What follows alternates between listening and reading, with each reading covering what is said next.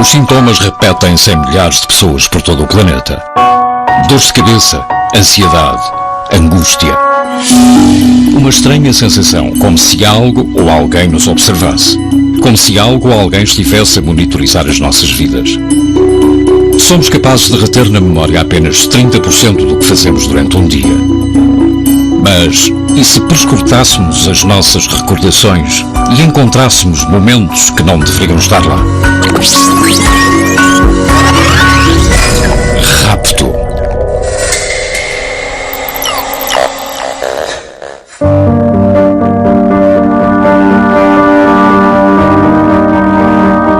Os relatos sobre pessoas supostamente raptadas por seres extraterrestres repetem-se há décadas. Um deles é o de Carla Batista, uma portuguesa que afirma ter sido raptada quando era muito nova.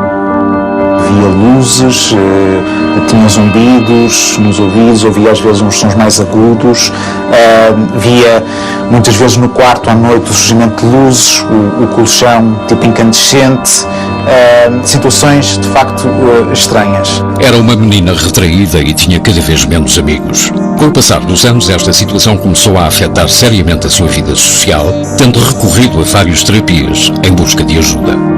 Carla foi enviada pelo grupo de estudos de ovnivologia para fazer uma sessão, porque ela queixava-se de ter sido levada por extraterrestres durante a noite, tinha marcas no corpo, havia uma luz azul que surgia no quarto e das quais depois não se lembrava, e ela tinha, portanto, muitos momentos de amnésia, de períodos sem lembrança do que se passou durante a noite.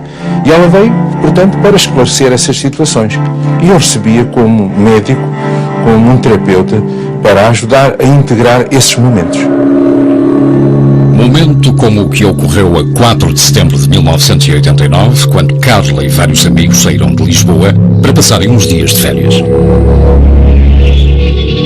Saem do local, 2 carros, ela com duas pessoas dentro do carro dela, outras 3 pessoas num outro carro à frente. Passam a ponte em 25 de Abril e mal passam a ponte há um reclamo luminoso que, quando eles passam, apaga. Uns minutos mais à frente, um dos colegas diz que há umas estrelas que parecem que estão a seguir o carro. Nessa altura também começa a sentir que está a perder controle da viatura, que parece que o carro não quer andar, parece que o carro está a levantar, ela própria está a conseguir não respirar, quer que o carro da frente pare, quer parar, quer sair dali, não consegue, e de repente diz que, enfim, vê tudo nublado, vê tudo, deixa de ver, tenta gritar, parem. Quando conseguem parar os veículos, Carla encontra-se em sério estado de choque, não se recorda de nada. Uma coisa curiosa, tinham feito uma viagem de alguns minutos ainda, e o motor estava frio, as rodas estavam frias, e o interior do carro estaria mais ou menos gelado. E depois ela aponta também que havia umas marcas tipo queimaduras no tejadilho do carro. Depois o carro também nunca mais voltou a funcionar. Ela na manhã seguinte detecta umas manchas. Uma mancha por baixo do queixo e uma outra mancha na zona do umbigo. Com umas incisões. El concepto de abducción es un término jurídico, significa rapto, secuestro. Lo que pasa es que posiblemente la gran mayoría de las personas, del público, lo asocia directamente al fenómeno ufológico y a una de las vertientes, creo, más interesantes y a la vez más polémicas que hay, ¿no? Y es el secuestro de un terrestre por parte de una inteligencia extraterrestre, en la que luego tenemos diferentes variantes, ¿no? Porque ya no solo se queda en el secuestro, según dicen los testigos, sino que incluso en ocasiones se llegan a realizar algún tipo de pruebas dentro de esa supuesta nave extraterrestre, incluso en ocasiones se realizan hasta implantes, es decir, el abanico es muy amplio. Una abducción es un secuestro intencionado y no permitido. Vai contra os nossos princípios, é feita de uma forma inconsciente, sem a nossa autorização, são feitas técnicas invasivas, é extremamente traumático, as pessoas não conseguem conviver com aquilo, apesar de muitas vezes não se lembrarem daquilo que se passou, começam a desenvolver sintomatologia traumática, precisam de ajuda para conseguir resolver a situação. Las experiencias de abducción son traumáticas, de hecho, no hay ningún caso de abducción que voluntariamente haya dicho me apunto a ser abducido. Em 2007, Carla regressa às sessões de psicoterapia para tentar saber quem ou o que estava a provocar aquelas perdas de memória. Seguimos os clássicos que, através de um estado de relaxamento, de hipnose clínica, em que ela é levada a recuar no tempo até aquelas noites em que ela se queixava que algo se teria passado de que não se recordava. Que depois descobriu que era levada durante a noite, através da janela, num raio de luz, para uma nave onde ela era explorada do ponto de vista médico. Faziam-lhe exames e ela sentia como se aquilo fosse uma invasão, naturalmente, que é uma invasão do seu corpo. Bom, mas ela, nessa regressão, relembra todos os processos, vê-se num sítio cúpula toda branca, iluminada, seres à volta dela, interessadas no pescoço, interessadas na barriga, ela sente-se mal, quer vomitar, eles dão-lhe um líquido para ela beber, muito amargo. O que é que eles querem? Diga-lhes que não é justo o que estão a fazer sem a sua autorização, porque é um ser sensível, porque é um ser inteligente, que tem o direito a usar a sua vontade. E então havia diálogo com esses seres através do paciente. Alguns desses seres diziam que isto é apenas um plano, é uma experiência que tem que ser feita. Esse ser diz, sim, nós conhecemos essa lei, então iremos ter isso em conta. O que se passou, tanto quanto me recordo, é que realmente diminuíram francamente essas cenas que a Carla contava de ter sido abduzida a partir daí. Tudo parecia ir bem quando Carla descobre que, de forma aparentemente inexplicável, está grávida. Ela assusta-se com os sintomas que está a ter, inclusive fala com uma amiga, faz uns testes de gravidez numa farmácia que dá positivo, ela está muito assustada, não quer contar a ninguém e depois, uns meses mais tarde, tem uma grande hemorragia e tudo passou.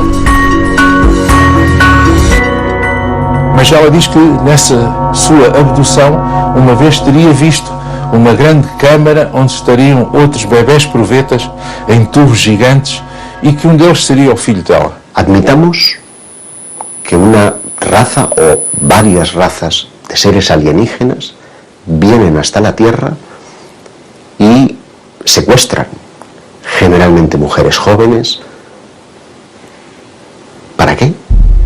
Básicamente, unos podrían pensar que vienen a ver en qué estado se encuentra su experimento. Ellos crearon la vida en la Tierra y vienen a ver cómo ha ido desarrollándose ese nuevo ser que ellos crearon. E estes testes genéticos que eram feitos nas pessoas seriam para a recolha, lá está, de óvulos de sêmen para a constituição de uma raça híbrida.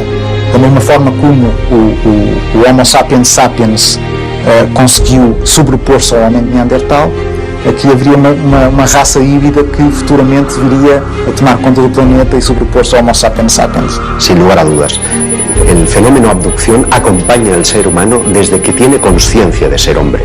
Y esto es sorprendente porque revela que estamos siendo tutelados por una especie de inteligencia. No sabemos si extraterrestre o extradimensional, pero en cualquier caso ajena a nuestra propia conciencia y que nos ayuda a modelar nuestras creencias desde la noche de los tiempos.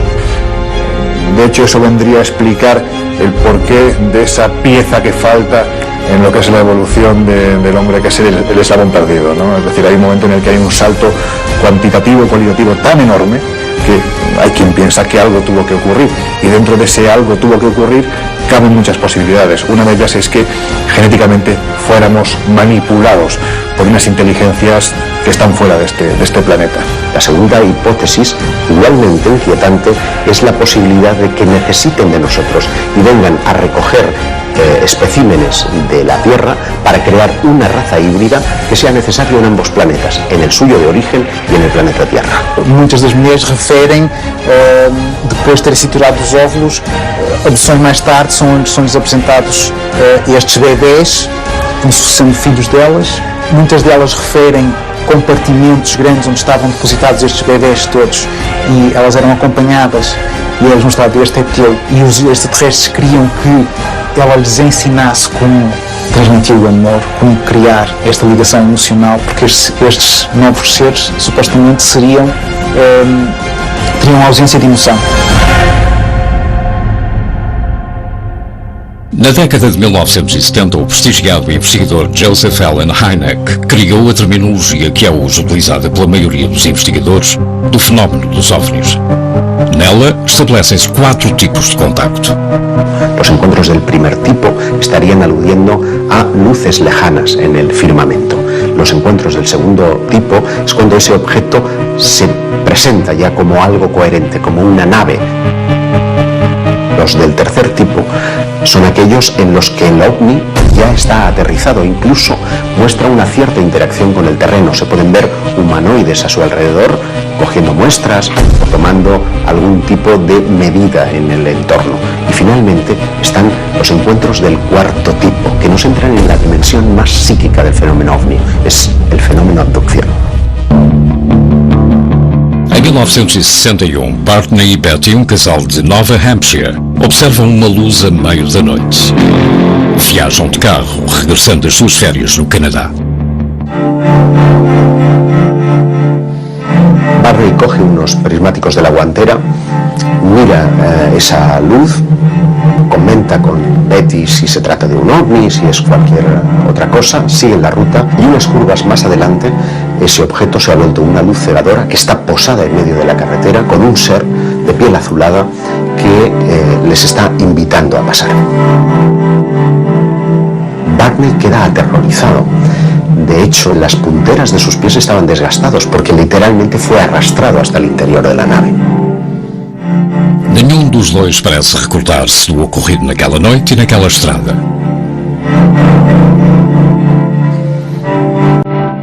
Anos mais tarde, em 1966, o casal recorre à terapia.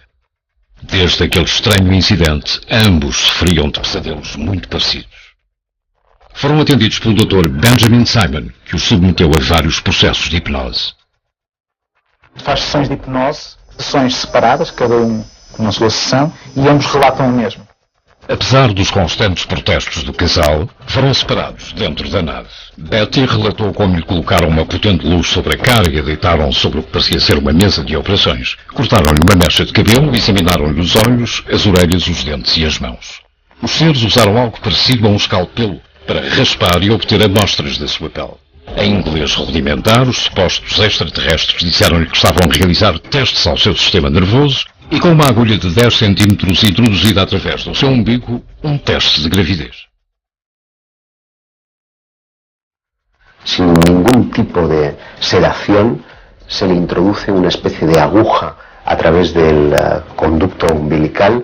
Ella sigue preguntando y le dicen que es una especie de test de embarazo. Una de las cosas más llamativas del episodio de los Hill es la descripción de una técnica de prospección intrauterina denominada laparoscopia que no sería descubierta hasta 20 años más tarde, aun aceptando que pudieran haber en la literatura médica escritos, estos no aparecerían hasta una década más tarde. Por lo tanto, es una prueba objetiva de que hay ciertos conocimientos que los abducidos describen que son ignorados. La abducción de Barney y Betty Hill tuvo un impacto importante en la ufología porque fue la primera vez que se reconoció la posibilidad de que estos seres interactuaban con nosotros, que de alguna forma íntima nos estaban vigilando, siguiendo y posiblemente nos estaban manipulando a un nivel biológico o incluso genético. Fue la primera vez que la mayoría de las personas que seguían estos temas se sentían vulnerables posiblemente porque parecía que los ovnis habían entrado en sus vidas personales.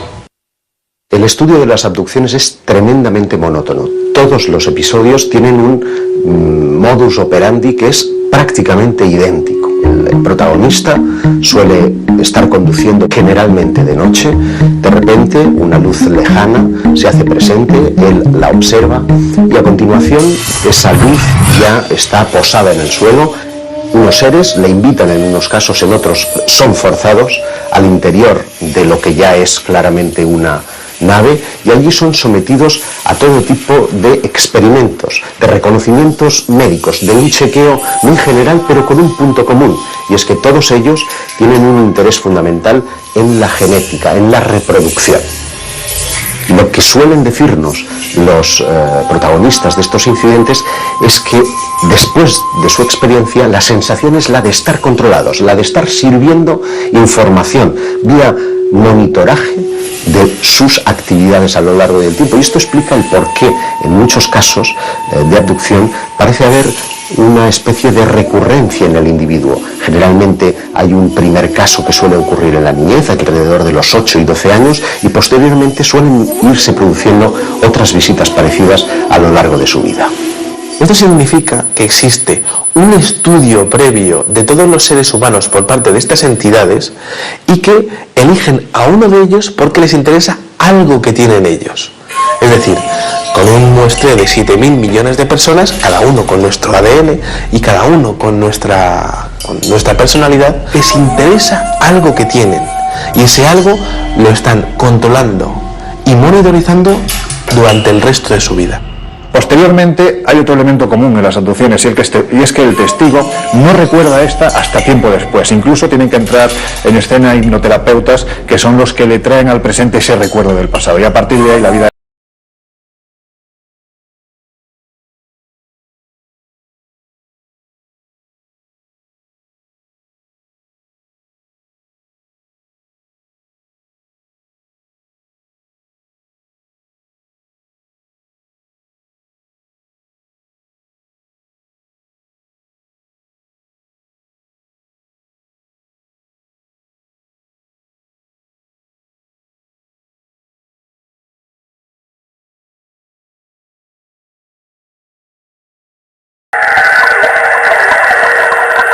Estaremos realmente perante um plano genético idealizado por seres provenientes de outro planeta?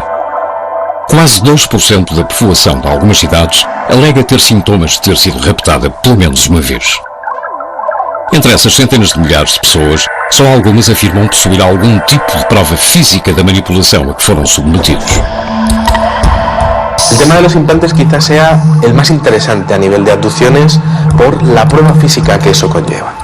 Durante muchos años se ha expuesto que algunos abducidos dicen que han tenido diferentes marcas tras esas abducciones. Esas marcas que en algunos casos puede quedarse toda la vida o en algunos otros casos dicen que desaparecen. Na primavera de 2011 surge o caso de Ron Noel, homem que afirma ter sido raptado em várias ocasiões desde os 9 anos. Com uma vida cheia de lacunas e de momentos em branco, recorre a distintos especialistas, mas é num simples exame médico que uma radiografia apanha todos de surpresa. Dentro del interior de su hueso, del hueso del cúbito, tenía una pieza metálica. Él no recordaba haber tenido ningún tipo de accidente, él no recordaba haber tenido ningún tipo de operación anterior y, bueno, pues el hecho es que estaba ahí. John, perante a falta de respostas, entra em contacto com Roger Lair, excêntrico especialista em extração de implantes. Nos primeiros testes realizados, descobriram tratar-se de algo diferente de tudo o que se conhecia até então. Un detalle muy interesante es que se emitían ondas de radio. Pudieron comprobar cómo a través de un medidor de radio, pues aquel aparato estaba emitiendo una onda de radio. Quizá otra de las cosas más interesantes era que existe una capa de protección proteica alrededor de ese implante. Em 2012, o mesmo Roger Lair faz a extração do implante e sua posterior análise. Lo que se veía en ese microscopio electrónico es posiblemente el aparato más sofisticado que ha visto el hombre en toda su historia. Estamos hablando de un mecanismo prácticamente biológico. Tiene carácter metálico, pero cuando lo empiezas a ver, tiene características prácticamente de células. También muy interesante el hecho de la composición química, que tenía metales que están relacionados con la composición química de diferentes meteoritos encontrados en diferentes partes del mundo. Ese tipo de implantes llegan a disolverse, como si al contacto con el aire sufriesen un proceso de oxidación que fuese absolutamente colosal. Y esos implantes pues prácticamente desaparecen a los pocos minutos.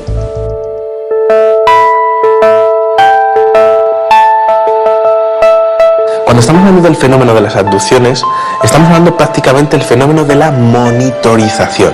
¿Qué significa eso? Pues al igual que nosotros cuando cogemos a una tortuga y le ponemos un chip de localización, este tipo de abducciones es posible que estén relacionados con el control total del individuo, tanto en su localización como en sus funciones vitales a través de estos implantes. Basicamente também nós fazemos aos animais selvagens, não é? Também lhes pomos chips, também tentamos verificar a sua como é que eles estão no seu habitat, se estão bem, tentamos controlar isso tudo. Nós fazemos os mesmos aos animais, porque não pensar que outros seres não possam fazer o mesmo a nós. Todos ellos son fértiles, todos ellos son jóvenes, todos ellos tienen un coeficiente intelectual por encima de la media. Por lo tanto, parecen estar escogiendo especímenes de la raza humana muy especiales. Y creo que el futuro para los investigadores es poder trazar un perfil psicológico de todas las personas abducidas en el mundo y que se demuestre que hayan sido abducidas, y quizá también un perfil genético de salud para ver si existe algún tipo de conexión entre ellos que sea la clave para saber qué es lo que están buscando estas entidades. Um aspecto bastante negativo dentro das abduções, que é as mutilações. Começaram a surgir casos nos anos 70 e 80 de mutilações principalmente de gado. As vacas apareciam com cortes cirúrgicos, ausência de sangue no corpo e ausência de sangue no espaço ao redor do animal. Cortes cirúrgicos, remoção normalmente de órgãos, mesmo órgãos adjacentes, portanto terão deixado uns, retirados os outros de forma cirúrgica, retirados os olhos, retiradas partes do maxilar, retiradas as orelhas, tudo de forma cirúrgica. Os cortes que apareciam na pele dos animais davam indicação que teria sido um material abrasivo, tipo laser, não identificado, e que todo o procedimento teria sido feito num curto espaço de tempo. Mas para além dos animais, e isto é um fenómeno que ocorre, também há casos de relatos de mutilação em humanos. E esse é um aspecto que os investigadores, quando começaram a pegar nestes relatos, acharam que era de tal maneira brutal que eles próprios não os quiseram trazer a público, porque poderia causar pânico. E mesmo algumas autoridades com quem os investigadores falaram não quiseram mexer muito no assunto, porque não conseguiam explicar, primeiro, e porque não queriam alertar demasiado a população. E, portanto, dá a ideia que poderá haver aí alguma espécie com menos boas intenções, digamos assim. Tenemos muchos casos españoles interesantes. Recuerdo, por ejemplo, el caso de Miguel Herrero Sierra, que en 1978 se dirigía hacia Guadalajara por la Nacional 320.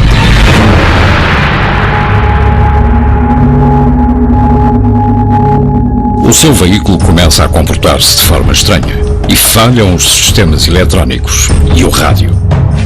Encosta e decide sair à procura de ajuda.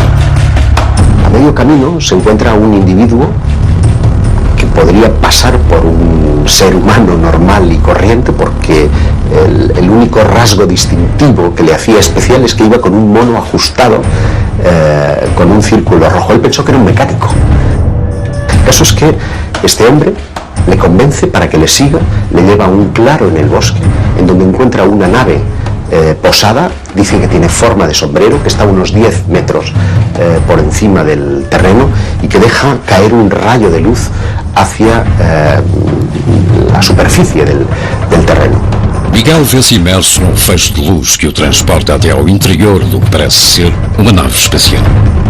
Dice que la estancia es extraordinariamente grande, que las paredes parecen como desdibujarse, como si se desmaterializaran en un momento determinado, pero en otras vuelven a materializarse, que hay como paneles con datos. O relato volta a coincidir com quase todos os casos de rapto quando Miguel é submetido a vários testes clínicos. Mas ao levantar-se, encontra algo dificilmente explicável. Le colocan en la camilla y después de experimentar con él y de reconocerlo, se reincorpora y hay algo que le perturba de una forma extraordinaria. Es que un ser que estaba de espaldas a él se da la vuelta y se encuentra a sí mismo, como si fuera un doble especular. La única característica que le distinguía es que una cicatriz que tiene en la cara estaba justamente al otro lado, como si fuera una imagen reflejada en un espejo. Y cuando intenta tocarle, el ser le dice, no, no lo hagas, porque si le tocas podrías destruirte y destruirle a él. Le cuentan la teoría de la antimateria, es decir, la carga eléctrica era inversa a la suya, de modo que nos encontramos frente a un concepto que no sería teorizado hasta muchos años más tarde. Para tratar de verificar lo que ha sucedido en el tiempo perdido, los investigadores acuden fundamentalmente a tres procedimientos. Uno es el polígrafo o la máquina de la verdad, que solamente se puede emplear en aquellos casos en los que el testigo recuerda previamente su experiencia, para tratar de verificar si lo que ha dicho es verdad o no. Muchos de los abducidos que han sido interrogados por este método, pues no se ha encontrado que estén mintiendo.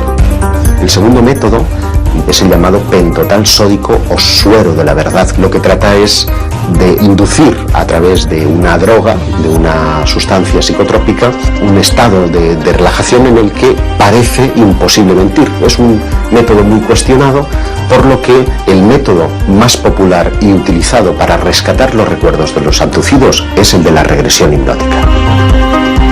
Estamos perante milhares de casos reais ou trata-se de algum tipo de alucinação coletiva? Como poderemos saber se uma testemunha foi realmente raptada por seres de outros mundos ou se está simplesmente a mentir? É muito difícil, porque primeiro ele tem receio de ser considerado louco. Em segundo, ele tem que ter a certeza que aquela pessoa que o vai receber não vai rir-se, não vai, digamos, gozar com ele.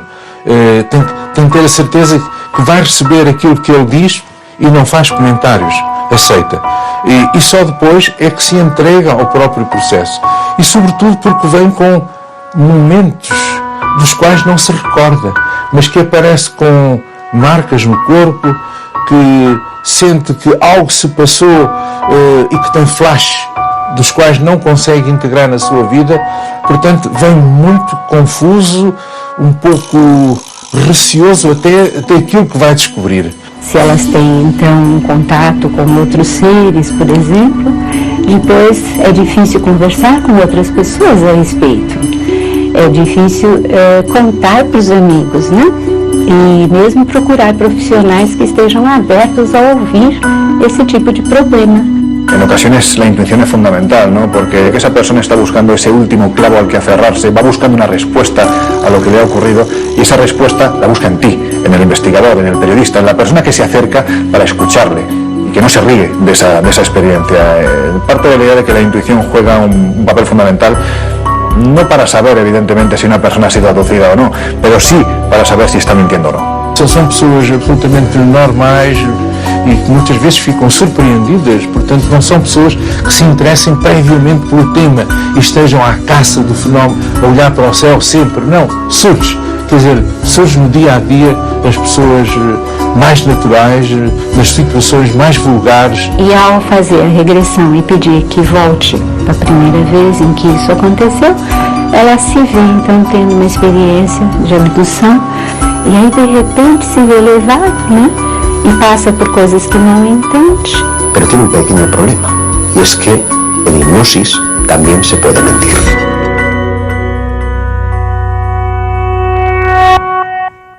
Todos os investigadores e todas as teorias que surgem sobre o fenómeno da abdução têm o mesmo ponto de partida, espaços temporais em branco.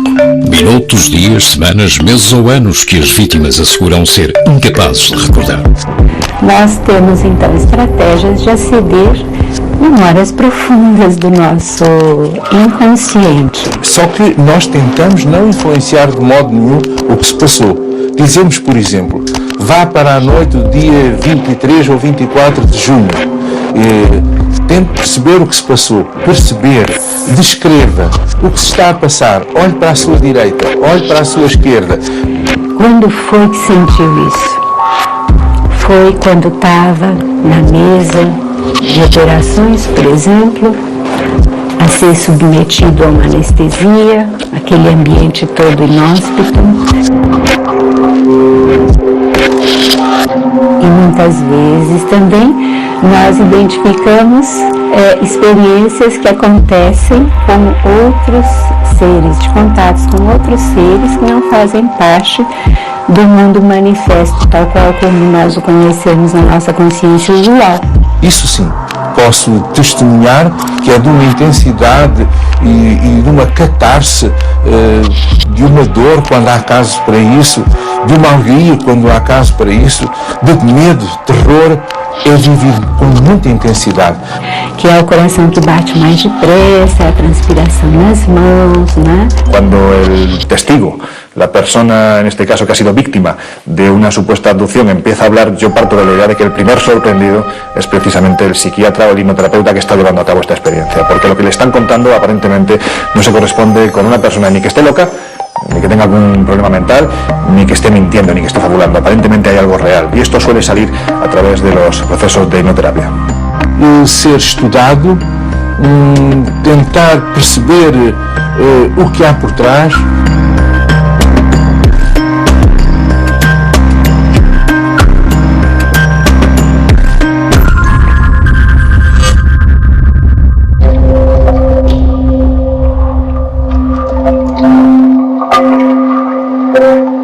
Por estranho que possa parecer, podemos estar perante um fenómeno que acompanha a raça humana desde os seus primórdios, e não de um mero produto do século XX.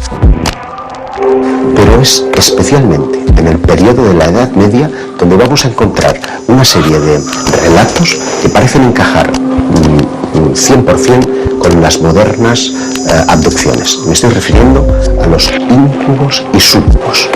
Las actas inquisitoriales están llenas de descripciones de seres que se asemejan a los modernos extraterrestres. Es decir, la similitud es tan extraordinaria que parece que estamos con el mismo fenómeno. No dicen ovni porque los ovnis no existían. Lo interesante para mí es que nunca hemos dejado de hablar de abducciones, es decir, que llevamos 500 años y posiblemente más tiempo, miles de años, quién sabe, hablando del rapto de humanos por parte de seres extraños. En 1486 se publicó un libro que se llamaba el Malleus Maleficarum, que describe los fenómenos relacionados con la brujería y con la demonología. Sirvió como una especie de guía para cazar brujas y para discutir temas importantes como si los demonios nos raptan, si nos utilizan para engendrar sus propios hijos, cosas así que hoy en día surgen en las abducciones modernas. Si analizas lo que dicen acerca de los demonios, ves muchas similitudes entre los extraterrestres y los demonios. Los cazadores de brujas decían que no solo las brujas fueron raptadas por los demonios, sino cualquier persona. También se especulaba si estas abducciones eran fenómenos mentales, es decir, si el demonio era capaz de raptar a una persona mentalmente o si lo hacía físicamente.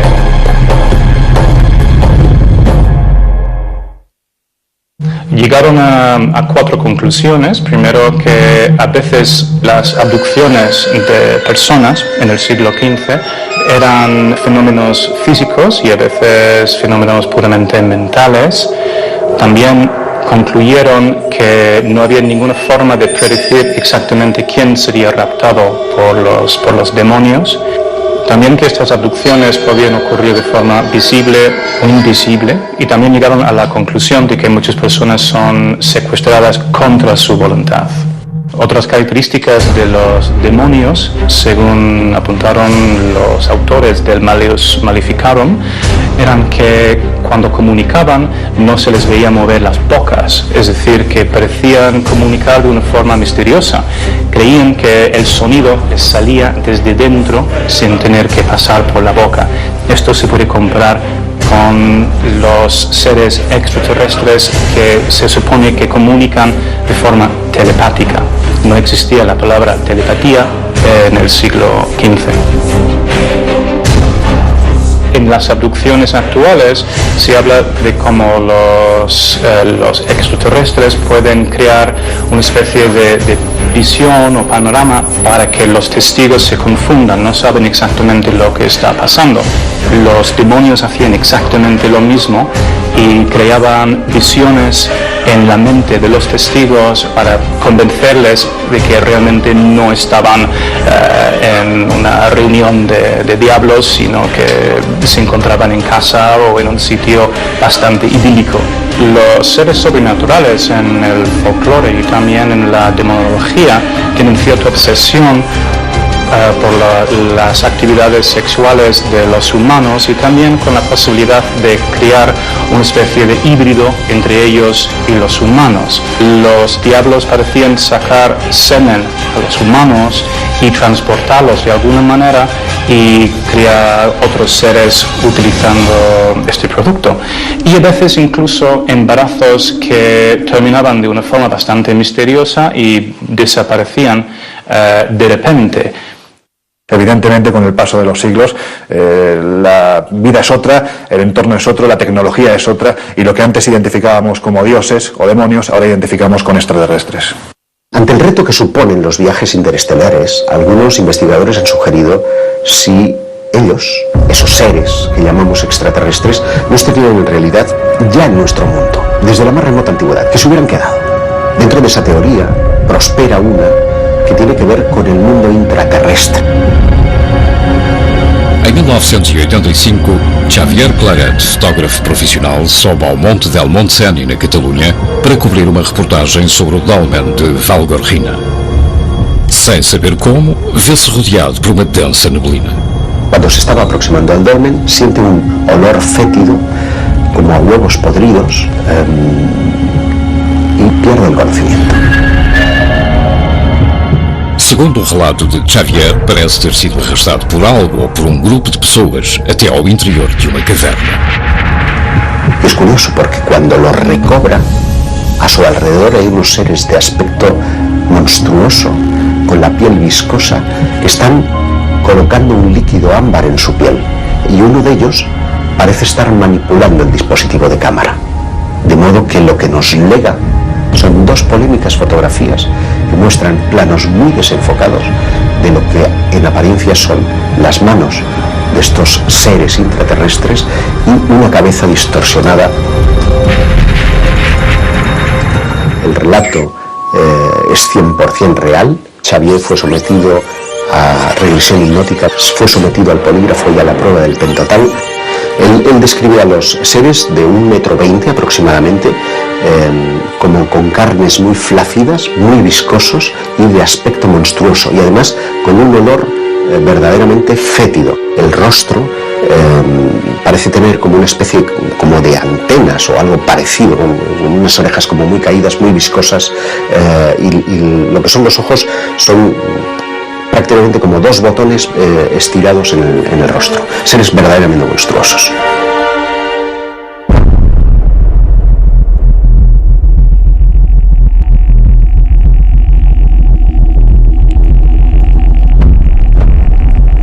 A mente humana não é uma fita de vídeo que possamos rebobinar para ver o que sucedeu em cada momento da nossa vida. Se o fizéssemos, encontraríamos demasiados fragmentos distorcidos, alterados ou simplesmente apagados.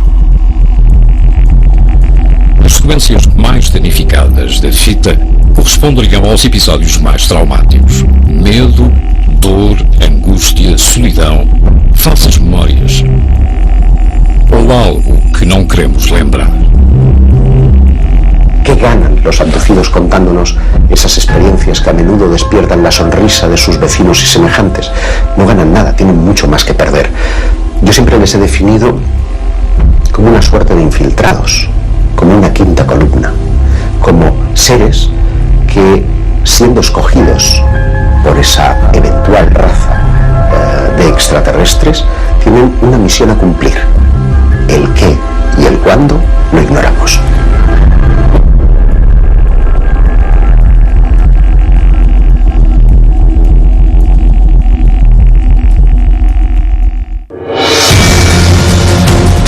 Temos os chamado possessão demoníaca, doença, rapto. Mas o fenómeno da abdução poderá acompanhar-nos há séculos. Para alguns, estamos perante um plano genético traçado por uma inteligência extraterrestre em que a raça humana serve meramente de cobaia. Para outros, essas mesmas entidades foram os nossos criadores. Mas para as vítimas dos milhares de casos reconhecidos em todo o planeta, tudo isto é um pesadelo do qual nem sempre conseguem acordar.